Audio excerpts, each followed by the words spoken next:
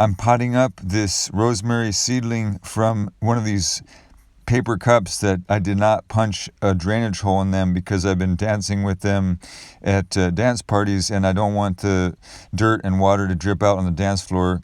So for those who have purchased or been gifted these from me, the first thing you want to do is take them out of these cups and put them in a larger pot, and then raise them up with some nice potting soil and just experiment with getting the level right, because you want the crown of the roots, which is the top part of the root ball, right underneath where the stems are. So that gradient between the soil and where the stems are coming up, you want to keep that slightly above the grade of the soil so it doesn't get swamped when you water it.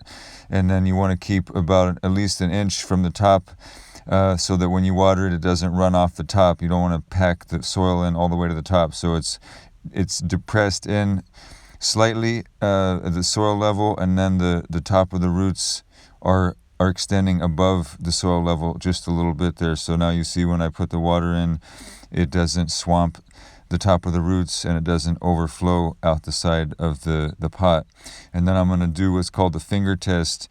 This is a demonstration of how to know whether or not you need to water it, because there's not a perfect rule of thumb depending on the soil type and the climate, how fast it dries out. So typically if you put your finger in to the soil, if it feels dry, then you need to water it. If it's moist, then it's fine. So just you got to feel out and determine the best moisture level for your climate and the time of year.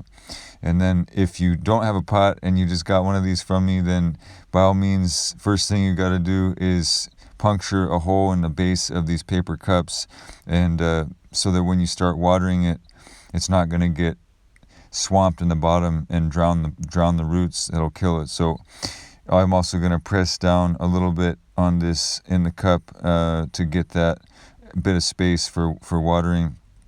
But that should give you a little bit of time, but you definitely need to get the pot and pot it up or put it in the ground soon. It's also important to make sure that a new seedling gets plenty of shade and not too much sun to start with. So it's recommended 2 to 3 weeks.